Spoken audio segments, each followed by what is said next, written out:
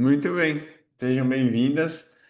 A gente vai fazer o nosso terceiro encontro hoje e ele é um encontro que ele é, de certa forma, um divisor de águas. A gente já está trabalhando a nossa percepção mais profunda, percebendo como a gente age, o que que organiza as nossas ações. A gente já se dá conta que a gente tem situações que servem como gatilhos no nosso cotidiano. Esses gatilhos levam a gente a ter certos pensamentos mais ou menos fora do nosso controle. Esses pensamentos vão gerar estados emocionais e essas emoções vão fazer a gente agir de uma determinada maneira.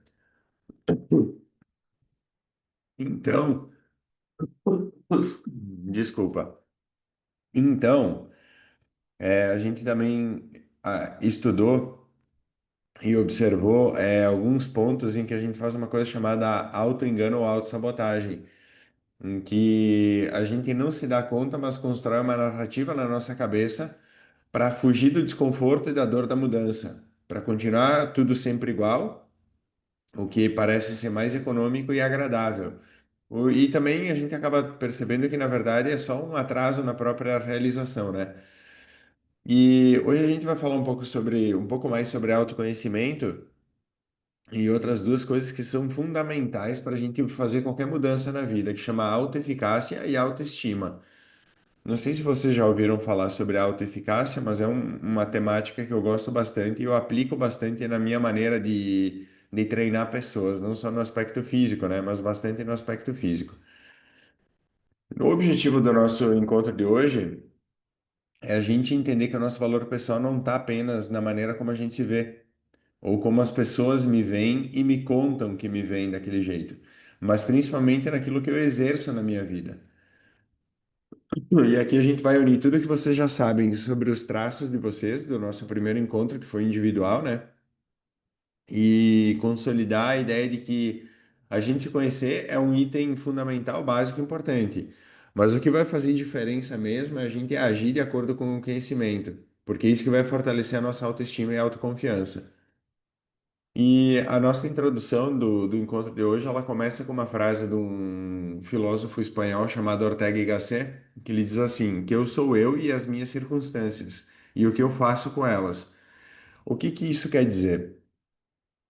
Alguém quer me explicar?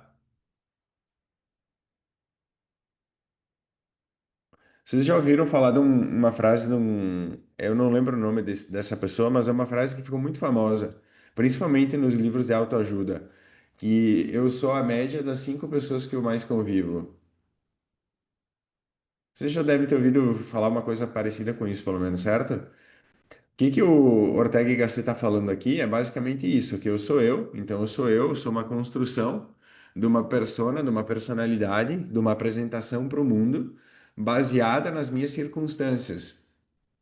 Então, aquilo que eu mais faço, aquilo que eu tenho presente no meu cotidiano, que são as minhas circunstâncias, fundamentam esse eu que eu sou.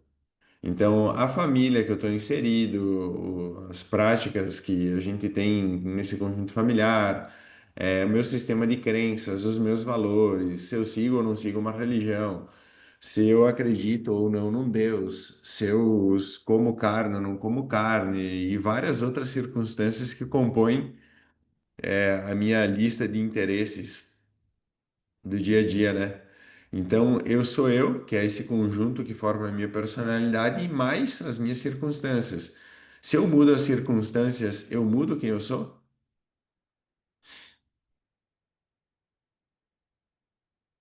Mudo, porque eu não vou continuar sendo a mesma pessoa numa circunstância diferente, porque eu sou eu e a minha circunstância, eu não sou só eu.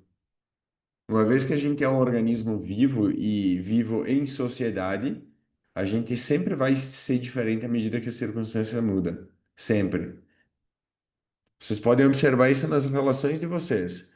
Vocês, e eu falo isso com 100% de certeza, vocês não são a mesma pessoa com os pais de vocês, com os companheiros de vocês, com os irmãos de vocês, com os amigos de vocês, com os chefes de vocês, com os colegas de vocês.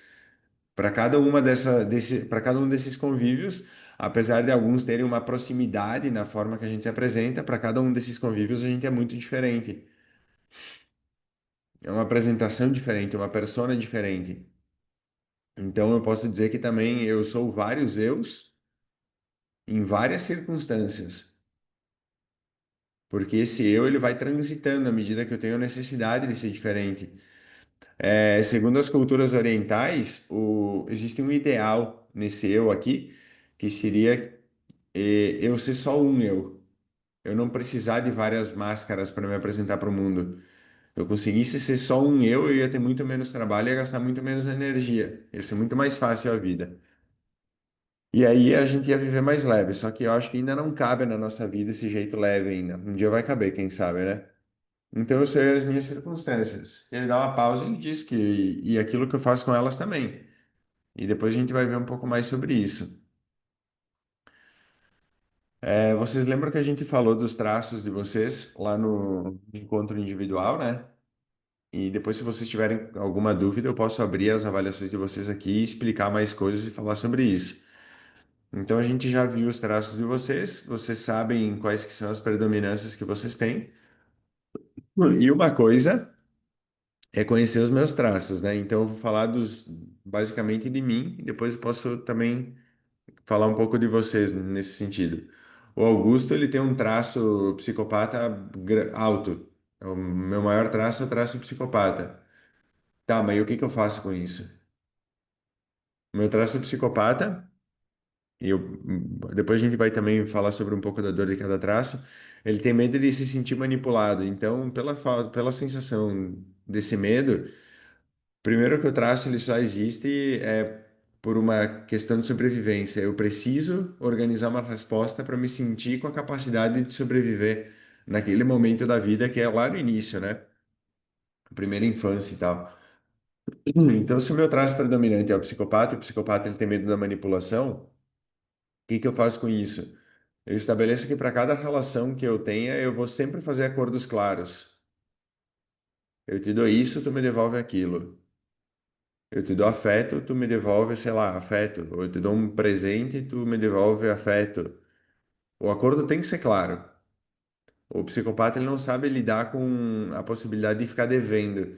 Então é bem comum eu entregar mais do que me pediram ou me contrataram. É bem comum eu oferecer mais, eu ter mais interesse, porque eu quero, primeiro, não ficar devendo e segundo, entregar mais. Se o compromisso que alguém vai ficar seja da outra pessoa, não o meu. Eu vou fazer tudo o que eu puder e um pouquinho a mais. Então, eu preciso me conhecer um pouco. Eu expliquei isso lá para vocês, expliquei um pouco dos traços para vocês, mas eu preciso também entender o que que eu faço com cada característica, cada conjunto de característica que eu tenho. Basicamente, né? O traço de caráter ele é só uma defesa que a gente criou para sobreviver. Ela não é a minha identidade inteira. Eu tenho várias coisas que compõem a minha identidade, porque o traço de caráter, os traços que a gente avalia ali, eles são um conjunto de características que eu fui moldando o meu funcionamento de acordo com a realidade que eu estava vivendo naquele momento, as circunstâncias que eu estava vivendo naquele momento. Só que isso fica como uma marca. Essa marca, ela é uma marca do meu funcionamento. Ela não está definindo o meu caráter, ela não está definindo se eu vou ser uma boa ou uma má pessoa, ela não está definindo se eu vou ser um ótimo profissional, um péssimo profissional, ela está definindo que a lógica do meu funcionamento é uma. Mas a minha orientação em termos de valor, ela depende única e exclusivamente de mim. Quem tem um traço mais rígido, então, como um exemplo, né, pode travar tentando ser perfeita. Não é porque é assim, ou porque aprendeu que só seria amada se fosse impecável, que eu tenho que viver desse jeito. Então, o traço rígido aqui nesse exemplo, ele sempre vai buscar a perfeição, né? E a gente no traço rígido vive como se só fosse possível se sentir amado se aquilo que eu for fazer é impecável. Mas eu preciso aprender que essa resposta que eu arrumei de fazer as coisas de forma impecável, ela é uma possibilidade. Eu posso fazer as coisas do jeito mais leve, eu posso fazer as coisas num grau reduzido de perfeição para sentir um pouco de afeto e sentir que é possível viver sem esse padrão alto aqui da perfeição, porque isso aqui é inalcançável.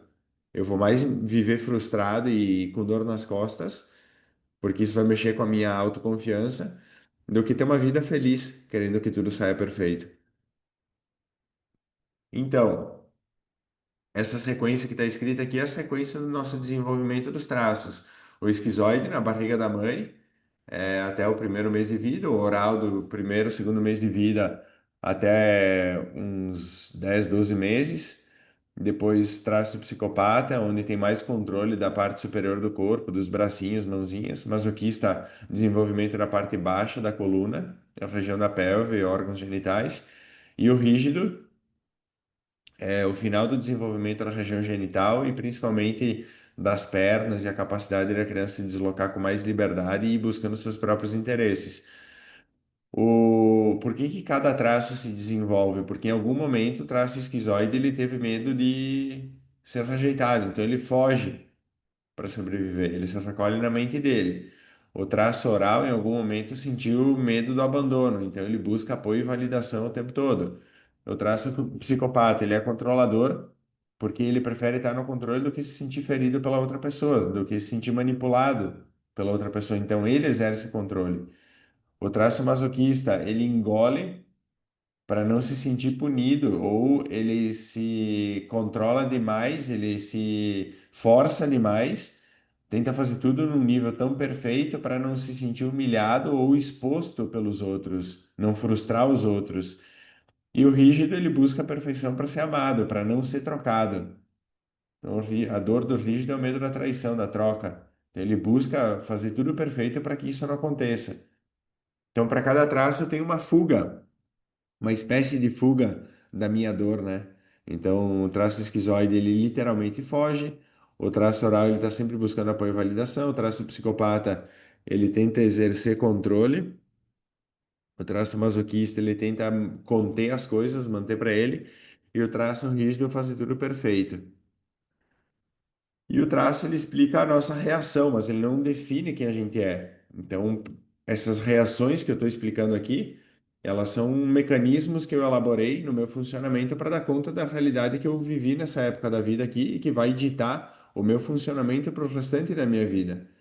E tem momentos que eu vou me sentir um pouco mais conectado e atento para cada um desses traços, mas de um modo geral, aqueles que eu tenho um percentual maior são os que mais vão mexer comigo o tempo todo. Então, se eu tenho um traço psicopata alto, é bem possível que eu passe a vida inteira vivendo nessa necessidade de controle aumentada. Tem um traço rígido alto, é bem possível que eu passe a maior parte do tempo preocupado em me sentir trocado e querendo fazer as coisas perfeitas para evitar isso. E a definição de quem a gente é, ela é um pouco mais profunda, porque eu preciso avaliar a minha formação de valor. A gente vai ter um encontro que a gente vai falar sobre a questão dos nossos valores, aquilo que a gente acha importante na nossa vida e como identificar isso. Então, eu preciso entender de que núcleo eu vim, que crenças eu recebi, aproveitei desse núcleo que eu vim, o que que eu considero como importante, como fundamental para mim e várias outras coisas. Dúvidas até aí? Não foi muito convincente essa ausência de dúvidas aí, mas tudo bem.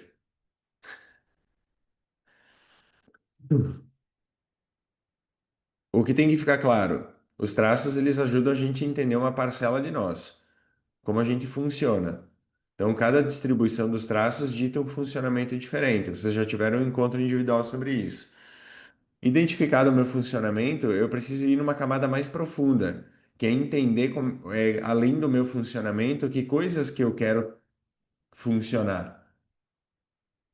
Então, que valores que eu tenho, que crenças eu tenho, é, o que que eu considero que eu busco enquanto pessoa no mundo? Qual que é a minha realização? O que que eu estou buscando realizar? Sei lá, a Jo, daqui a pouco ela quer ser uma referência trabalhando em escritório de contabilidade. A Carla quer ser uma referência enquanto professora. O Augusto quer ser uma referência enquanto professor. A Paloma quer ser uma referência no empreendedorismo.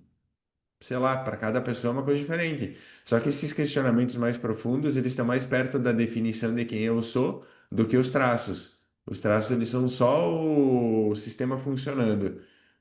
É tipo como se eu dissesse assim, Jô, tu tem 30% de iOS, 10% do sistema da Xiaomi, que eu não sei qual que é, e mais 20% do Android. É só o teu sistema de funcionamento, basicamente. O autoconhecimento, de acordo com as vozes da minha cabeça, ele não é, ele pode ser uma definição alcançada por um ponto de vista referenciado. Ou seja, eu uso bases de conhecimento para definir como eu sou, quem eu sou. Por exemplo, traços de caráter, astrologia, temperamentos, várias dessas coisas, elas são referenciais para eu definir quem eu sou. Eu vou somando todas essas informações e vou tendo uma abrangência de explicações sobre quem eu sou, certo?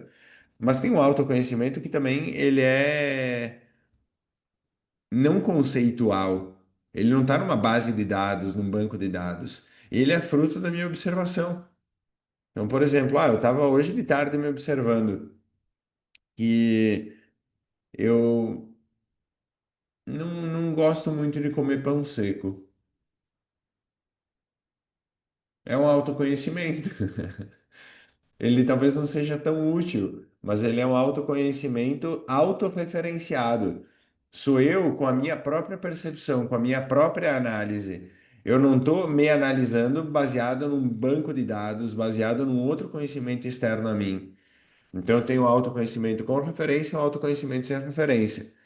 O que que é importante? O autoconhecimento não é uma gaveta de rótulos. Quando a gente fala do autoconhecimento como um todo, para explicar quem é o indivíduo, eu posso usar alguns rótulos, mas eu tenho que conseguir enxergar as minhas reações, por que que eu reajo e o efeito que essas reações têm na minha vida. E aí eu começo a entender quem eu sou, um pouco mais profundo. Se eu fico só nos rótulos, o meu temperamento é tal, meus traços de caráter são esses, o meu signo é esse, o meu ascendente é esse. Eu estou sempre buscando explicações externas a meu próprio respeito. Tá, mas beleza. Numa situação em que eu tenho uma pessoa tentando me enganar, me passar para trás, como eu reajo? Por que que eu faço isso? E qual efeito isso tem na minha vida? Numa situação em que eu estou recebendo um elogio, como eu reajo? Por que que eu faço essa reação? E que efeito isso tem na minha vida? E aí eu começo a entender melhor sobre mim. Por exemplo, eu percebi que eu sempre digo sim, mesmo quando estou muito cansado. Talvez seja o meu traço oral agindo, querendo me manter conectado com a pessoa e não me sentir abandonado, certo? Então, o autoconhecimento é exatamente isso, é perceber que tem uma parcela minha que está dizendo esse sim aqui, mesmo que outra parcela minha discorde disso. Tem uma voz mais alta querendo dizer que sim, enquanto a outra que não está conseguindo se impor dizendo que não. Porque mesmo eu cansado, estou dizendo um sim que eu não queria. Essa análise que eu faço da minha decisão, ela é autoconhecimento. Dúvidas sobre autoconhecimento? E se eu perguntasse para vocês agora, quem vocês são? Quem que é a Jordana? Quem que é a Carla? O que que vocês falariam? Eu acho que eu cairia direto nos rótulos, Tá, eu vou né? fazer esse exercício Claro, então. agora sabendo, né? Mas eu, se me perguntasse, tipo, isso antes, com certeza eu ia cair na questão dos rótulos, né? Que eu Aham. sou uma professora, filha de tal, né? De tal pessoa, né? Então, eu caio muito nessa questão do padrão ali de me colocar numa gavetinha, em gavetinhas. Aham. Eu, por um tempo eu me via bastante assim, mas aí eu comecei a perceber que mesmo para uma pessoa de fora talvez seja um rótulo, mas para mim tem algumas coisas que deixaram de ser rótulo, mesmo que eu não tenha mudado a palavra que eu uso. Por exemplo, quando eu me refiro a mim mesmo como professor, eu não estou falando do rótulo professor. Eu tenho clareza e consciência clara de que eu vim nessa vida para ensinar. Não importa qual papel eu esteja ocupando com relação a isso. Não importa se eu estou numa mentoria, se eu estou dando uma aula de exercício, eu vim para ensinar. Então eu me considero um professor. Eu nunca vou esquecer de um. Acho que foi um podcast que eu estava ouvindo daquele cara, o Clóvis de Barros, Filho, ele é filósofo e tal, ele tem uns pontos de vista que eu acho interessantes, outros nem tanto, mas teve uma coisa que ele estava explicando sobre ele mesmo, que ele se autodefine como explicador. Eu falei, olha que interessante, né? Todas as voltas que o cara deu para chegar nessa conclusão, que talvez para uma pessoa que não está muito ligada em entender o que que é o lance do autoconhecimento, quando ele se auto-intitula explicador, tá, que viagem, né? Explicador, mas é uma definição que para ele carrega um peso enorme. E tu vê que ele fala disso não como uma coisa que ele vai mudar daqui 2 horas. É uma coisa que ele vai carregar para o resto da vida. Ele vive explicando, ou seja, ele incorpora o papel de explicar e eu só consigo, através do autoconhecimento, chegar numa outra coisa que chama autorrealização, quando eu entendo aquilo que eu vim fazer.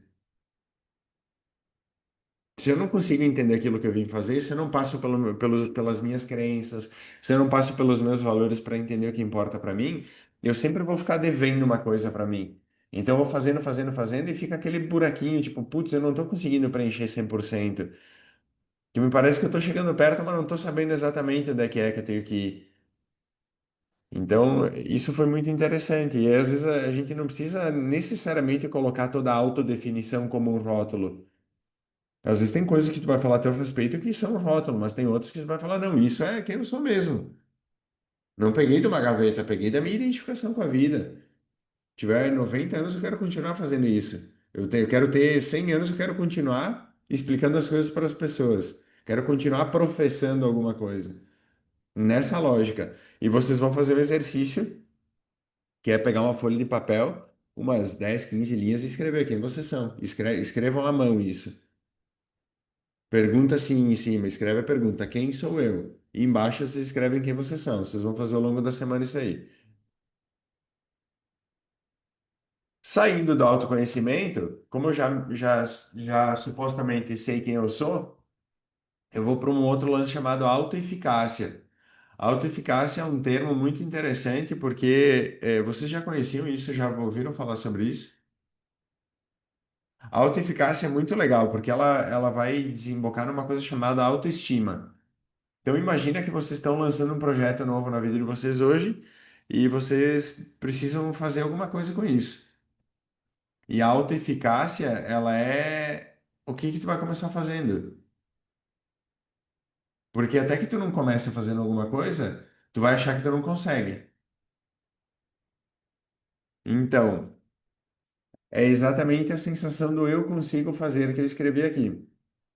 Não porque tu acredita numa mágica, mas porque tu experimentou pequenas vitórias que te confirmam isso. É o contrário de se sentir impotente. Se tu sempre adia publicar um projeto ou começar a fazer uma coisa, a autoeficácia não vem de estudar mais para fazer isso. Ela vem de começar uma coisa mais simples e perceber que tu dá conta desse início. É, alguns exemplos pessoais, né? Em 2022, eu acho que foi, 21, eu estava sentado no sofá de casa e eu tinha um bloquinho de anotação. Eu falei, cara, eu tô com tanta coisa na cabeça, tanto conteúdo na cabeça, querendo falar para as pessoas, eu vou organizar um curso disso aqui. Em questão de 30 minutos, eu sentei, organizei uma sequência, organizei a sequência ali no papel, entendi que lógica que eu queria usar e comecei a mandar para as pessoas. Escrevi um texto ali no telefone na hora e comecei a mandar para algumas pessoas que imaginei que pudesse ter interesse. E acabou que na primeira turma que eu fiz, na época era o Saia da Inércia, a primeira turma que eu fiz foram 13 pessoas, eu acho. E aí é exatamente isso. A minha autoeficácia com relação a lançar um curso, alguma coisa assim, ela era baixa até aquele momento, porque eu nunca tinha feito isso. Mas ao invés de usar o meu traço rígido e ficar buscando a perfeição daquilo e fazendo uma coisa muito foda, eu falei, não, vou fazer do jeito que dá. Do jeito que dá e foi do jeito que foi. E foi trimassa, porque ficou uma coisa simples, mas muito profunda. Porque eu fui fazendo, eu não fui me preocupando exatamente em fazer de um modo perfeito e cheio de coisas, de detalhes e não sei o quê. Então, em resumo, a autoeficácia é sentir que eu consigo e ela não nasce do pensamento. Isso é muito importante. Pouquíssimas coisas nascem do pensamento. A maior delas nasce da prática. Então, a autoeficácia, a sensação de que eu dou conta de fazer, ela só nasce de eu ter feito. Se eu não fizer, ela não aparece. Eu trato isso muito na parte dos exercícios aqui. Às vezes eu dou uns exercícios, principalmente o pessoal que é um pouco mais velho, eles têm uma autoeficácia muito reduzida com relação ao próprio corpo. E às vezes eu dou exercícios, as pessoas falam, não, não tem como fazer isso. Eu falei, tu nem tentou, praga dos infernos, tenta. E a pessoa vai lá e começa a fazer um pouquinho por vez, de um jeito simples, de um jeito sem ser um movimento completo, e quando ela vê, ela está fazendo. Não porque ela desenvolveu uma puta capacidade de fazer, mas porque ela só se colocou à prova. Ponto. E aí é muito legal porque as pessoas que são muito talentosas, elas geralmente ficam para trás daquelas pessoas que são mais confiantes. Porque aquelas pessoas que são mais confiantes no sentido de já terem vivido várias práticas, elas vieram de uma obstinação de fazer as coisas. E aquela pessoa que tem um talento natural, ela não tem tanto interesse por fazer, porque ela já é talentosa. E aquela pessoa que quer a qualquer custo, ela vai fazer até ficar muito confiante naquilo, porque ela faz muito bem. Ou seja, a autoeficácia dela é muito alta. Então, um exemplo disso é publicar uma versão mais simples em vez de esperar o mundo perfeito para lançar aquilo que eu quero, para fazer aquilo que eu quero fazer, enfim. Dúvidas sobre a autoeficácia? Olha lá, hein? Olha lá. Autoestima. Autoestima, para mim, é uma das coisas mais interessantes que existem. A autoestima, ela define muitos resultados na nossa vida. Muitos. Porque muitas vezes a gente deixa de fazer coisas não porque a gente é incapaz, mas porque o nosso valor pessoal, ou seja, o quanto a gente atribui de valor para si próprio, está tão baixo que a gente constrói uma história na nossa cabeça para evitar fazer algumas coisas por medo da desaprovação dos outros. Então, a autoestima, auto vem de si próprio e estima é valor. A autoestima é o quanto eu percebo que eu tenho de valor em determinada área, né? E ela não cai do céu e adivinha, ela não é resolvida pelo pensamento. Ela é construída como um histórico. Cada vez que tu honra quem tu é com pequenas ações, tu aumenta a tua estima, o teu valor por ti. Volta lá pro assunto antes de eu começar a aula aqui que a gente tá falando de despertador e soneca, certo? Se eu faço um acordo comigo hoje de noite para amanhã acordar às 4h35 da manhã, chegou às 4h35 da manhã, eu liguei o primeiro soneca, eu estou fazendo o quê com essa pequena ação? Eu estou aumentando ou diminuindo o meu valor por mim? Eu estou diminuindo, porque cada vez que eu ligo o soneca, eu estou quebrando o acordo que eu fiz. Então, o meu valor, a minha palavra, ela vai ficando com peso cada vez menor. Exemplo. Quando eu digo um não consciente, quando eu queria dizer um não, isso aumenta a minha autoestima. Por exemplo, eu queria dizer um não e fui lá, não, eu vou falar que não exatamente como eu quero. Não como eu acho que eu vou falar um sim, porque daqui a pouco eu desagrado a pessoa se eu disser um não e aí eu vou ficar, pera lá, né?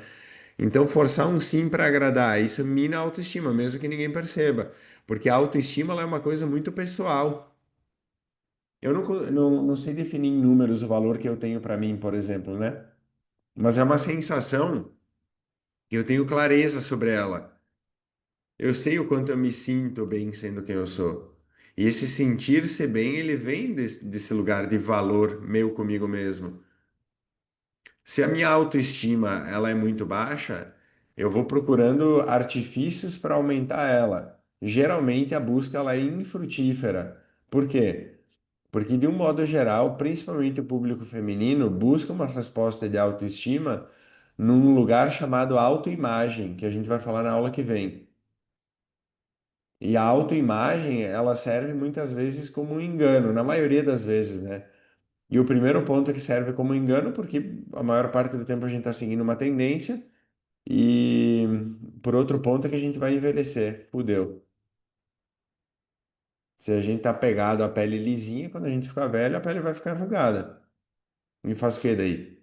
Continua fazendo os procedimentos e tudo? Para sempre?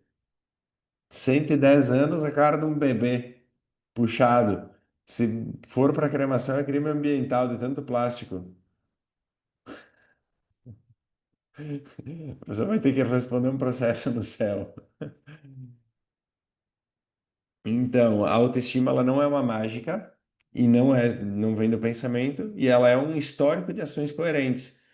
Quando a gente fala sobre valores, sobre a identificação dos nossos valores, vai ficar mais claro esse lance da autoestima, porque cada vez que tu age de acordo com aquilo que é importante para ti, tu sente um gás, tu sente uma vontade maior de agir.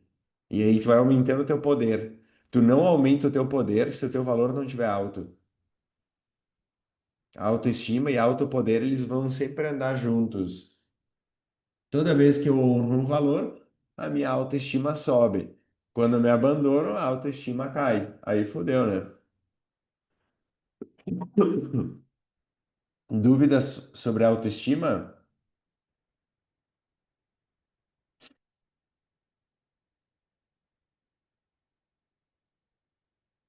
Deu. Juntando tudo, os nossos traços, eles mostram como a gente aprendeu a reagir naquelas situações em que a gente sentia que a nossa sobrevivência estava em risco. O autoconhecimento, ele mostra que eu percebo esses traços agindo num contexto que diz respeito a várias outras coisas que não só o funcionamento do traço. É como se eu olhasse para o computador funcionando, o meu traço ele é o meu sistema. A minha autoeficácia, ela vem quando eu estou agindo diferente e provando para mim mesmo que eu consigo, que eu dou conta de fazer aquilo que eu me comprometi, né? E cada vez que eu faço, eu executo aquilo que eu me comprometo, eu vou aumentando a minha autoestima, porque essas ações alinhadas com aquilo que importa para mim, elas vão aumentando o meu valor. E olha que louco, cara. Para mim, o negócio da autoestima ele é o mais absurdo que tem, porque em momento algum a gente fala sobre a questão de imagem pessoal com isso. Às vezes a pessoa ela tá, tipo eu andando de tarde de crocs e bermuda na rua, porque eu tô tão bem com as coisas que eu tô executando na minha vida que eu não preciso comprovar o meu valor para alguma outra pessoa. É lógico que às vezes eu recebo críticas e eu entendo também as críticas, mas o meu valor comigo, ele tá, de certa forma, tão resolvido com relação a algumas coisas que eu não fico receoso de ser julgado por isso. Eu não sou só quem eu penso que eu sou, nem o que os outros pensam de mim. Eu sou principalmente o que eu escolho fazer com aquilo que eu já sei sobre mim. O autoconhecimento, e isso tem que ficar muito claro e gravado na cabeça de vocês, ele diz basicamente que a nossa vida ela não é uma fotografia, ela é um filme. Se eu imagino que a minha vida ela é uma fotografia, eu vou viver sempre pelas mesmas coisas. Só que aquilo que era interessante para mim 5 anos atrás já não é mais. Aquilo que era interessante para mim ontem, às vezes já não é mais. Então, essa dinâmica, essa transitoriedade das coisas da vida, ela precisa ser incorporada na vida. Eu não posso viver como se a vida fosse parada. Não funciona assim. Exercício para semana, além de fazer o quem eu sou, tá? Vocês vão escrever 3 situações que são mais ou menos recentes. E nessas situações que aconteceram, seja no relacionamento, no trabalho, na conversa com uma pessoa, com um amigo, com uma amiga, sei lá. O que que eu pensei nessa situação? O que que eu fiz? E se isso aumentou ou diminuiu a confiança que eu tenho em mim? Por exemplo, meu chefe chamou para conversar, me falou uma coisa que eu não gostei de ouvir. O que que eu pensei, o que que eu fiz? E isso aumentou ou diminuiu minha confiança? Tive uma conversa com meu companheiro. O que que eu pensei? Ah, esse filho da puta tá errado. O que que eu fiz? Falei que ele estava certo. Isso aumentou ou diminuiu minha confiança em mim? E aí a gente depois, na próxima aula, a gente vai compartilhar. Então deixa anotado isso na tarefa de vocês. Um ato que ajudou vocês na autoestima de vocês nessa semana. Então vocês vão ficar com isso em mente e vão pensar, vão ficar atentas, né? O que que vocês fizeram que ajudou a autoestima de vocês ao longo dessa semana? Pegaram? Depois eu mando os slides aqui para vocês, tá? Então, às vezes, mesmo fazendo coisas muito boas, tu continua te vendo pequena. Por quê? A foto mental, a nossa autoimagem, ela pode estar distorcida. A gente vai falar um pouco sobre isso na semana que vem. E como é que a gente faz para alinhar a nossa imagem com o filme que é a nossa vida, né? Em resumo de tudo aquilo que a gente falou, o traço ele explica, mas ele não define quem a gente é. Autoconhecimento é enxergar, autoeficácia é testar e autoestima é confiar no nosso histórico. Se o meu histórico ele não é confiável, eu não tenho autoestima desenvolvida. O meu histórico confiável é o conjunto de todas as decisões que eu adoto para mim, faço acordo comigo e honro esse acordo. O valor pessoal não está no rótulo, mas naquilo que eu pratico a partir daquilo que eu entendo que eu sou, como eu funciono. E a foto mental, ela pode mentir, mas o filme da nossa vida, ele é feito das nossas escolhas. Isso quer dizer o quê? Que o que eu experimento na minha vida é aquilo que eu estou escolhendo fazer o tempo todo. Ah, mas eu não estou feliz no meu trabalho. Tu está construindo esse filme exatamente agora.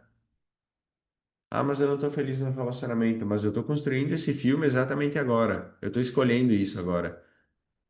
Eu preciso me desapegar dessas fotos que eu construo de mim mesmo e entender que a vida ela é transitória. Tá tudo mudando o tempo todo. Ah, mas eu não vejo o meu relacionamento mudar, eu não vejo o meu trabalho mudar assim, porque tu tá escolhendo ficar com a foto. Tu tá escolhendo ficar no mesmo lugar. Tu tá adotando uma foto como referência. Saia disso. Isso não permite tu fazer diferente e não permite os outros fazerem diferente. E sempre que o outro tentar mudar alguma coisa, tu vai pedir para ele ser igual, que te desagrada quando o outro muda. Dúvidas, perguntas ou questionamentos? Então, Augusto, só para fechar ali bem aquilo lá no início, né? Os traços ali que a gente fez aquele, né, que tu fez individualmente, né? Aham. Eles são definidos basicamente lá bem no início da nossa infância, né? E eles são permanentes, né? A gente não consegue mudá-los. O que a Isso gente tem aí. que fazer, então, é perceber eles no nosso dia a dia para entender, né? As nossas atitudes, as nossas ações, como nós somos influenciadas por isso. É isso mais ou menos? Muito bem colocado, é isso mesmo. Eu preciso entender, por exemplo, deixa eu voltar lá na parte que eu falo das dores deles, que fica mais claro. Por exemplo, se o meu traço esquizoide ele é muito evidente, a minha conduta no dia a dia, maior parte, vai ser fugir para me sentir que eu estou conseguindo sobreviver. Então, o meu jeito de funcionar, ele é buscar fugas. Eu vou procurar me distrair, não vou me conectar com as pessoas, não consigo olhar no olho quando estou falando com as pessoas. Então eu observo isso acontecendo, por quê? Porque em algum momento eu vou estar fugindo numa situação que não é para eu fugir. O traço oral, eu estou o tempo inteiro buscando apoio e validação das pessoas. Mas tem hora que eu vou querer dizer um não e eu preciso falar esse não. Eu não posso falar sim para tudo. Porque se eu estou buscando apoio e validação, eu não necessariamente estou conseguindo sobreviver, eu estou me matando por dentro. Ah, é só pro outro gostar de mim que eu tô buscando, eu tô falando desse sim, tá? Mas o que que esse outro tá resolvendo na minha vida? Ele tá me fazendo chegar mais perto daquilo que eu sonho pra mim, daquilo que eu tô buscando? O meu traço psicopata é controlar pra não me sentir ferido. Beleza, eu tô dentro de um relacionamento, mas aí eu vou querer controlar tudo pra não me sentir ferido. A outra pessoa não pode mais ser espontânea porque senão eu me sinto ferido se a outra pessoa for espontânea. Se eu não observo isso, eu vou assumir um controle que não é meu. Mas essa é a parte mais chata do relacionamento. Quando eu acho que o outro tem que ser diferente. Traço masoquista. Ele engole ou ele faz, como é que chama? Centraliza para não ser punido. Ele quer fazer tudo porque ele sabe que ele faz bem. Então, se ele deixar para os outros fazerem, a chance de sair errado é maior, né? Então, se for responsabilidade dele, ele vai querer centralizar tudo. E ele vai aumentando a pressão à medida que ele engole para não se sentir punido. Em algum momento ele vai ter que delegar alguma coisa. Em algum momento ele vai ter que abrir mão desse negócio de fazer tudo no padrão dele, de ser metódico. Porque às vezes tu não está seguindo o método, a pessoa não está seguindo o teu método, mas a pessoa está fazendo aquilo que precisa ser feito. Isso tenho experiências nesse sentido aqui com filhos pequenos, né? Esses dias mesmo eu estava conversando com a. Tava fazendo uma coisa ali com a Bia e a Manu falou: Ah, faça assim, assim, assado. E aí eu olhei para ela e falei: Cara, cada um tem um jeito de fazer, não precisa fazer exatamente como tá falando, o que eu tô fazendo do meu jeito tá dando trem certo aqui. E às vezes tu acha que a pessoa tem que fazer de uma determinada maneira. E aí, quando tu tem um traço masoquista mais evidente, naturalmente tu tem um padrão elevado. E o padrão elevado é um padrão geralmente metódico e controlador, que eu quero que as coisas sejam feitas exatamente como eu faço, porque esse jeito é o jeito que funciona. Dentro da minha cabeça, lógico, né? E o traço rígido buscando a perfeição para se sentir amado. Eu posso tentar ser perfeito o quanto eu quiser. Primeiro, que eu nunca vou conseguir. E segundo, não é o fato de que eu consigo fazer as coisas num nível muito alto que é uma garantia que eu vou ser amado. Então, em algum momento, eu preciso aprender a me atender para que aí o outro consiga também me amar assim como eu me amo, né?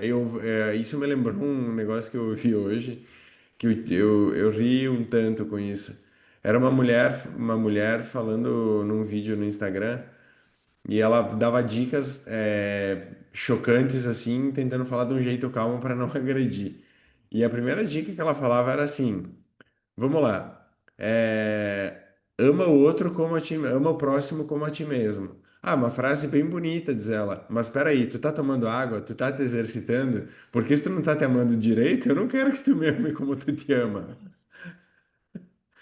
Então, muitas vezes a É. pessoa ela não tá resolvida com ela mesma e ela tá tentando fazer uma caralhada de coisa para agradar o outro, para se sentir amada, e essa perfeição não existe.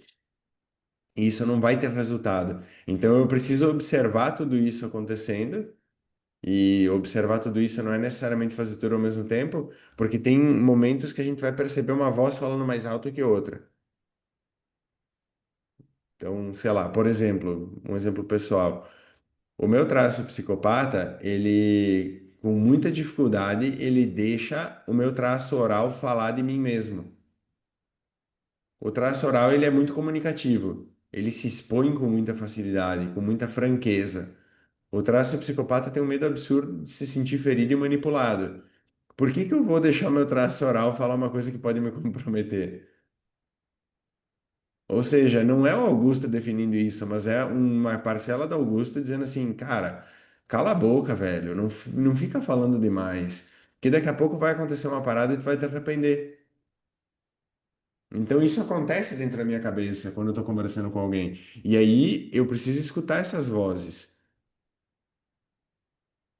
Tipo agora, final de aula, a voz do esquizoide fala assim, tá, agora meio que deu. E vocês vão, a Jo já me viu isso, eu já vi isso acontecendo. Eu saio daqui do espaço, coloco o fone e vou até em casa que dá 2 quadras de fone. Porque é o meu momento de ficar sozinho eu comigo mesmo. Eu estou alimentando o meu traço, deixando ele confortável. Que eu passei o dia inteiro conversando com pessoas, eu preciso ter um tempo que eu fico sozinho. Basicamente isso. Então, ouvindo essas vozes dentro da minha cabeça, funcionando, eu consigo também me comportar melhor, me ajudar melhor a tomar as atitudes do dia a dia. Ficou mais ou menos claro? Sim. Mais alguma dúvida?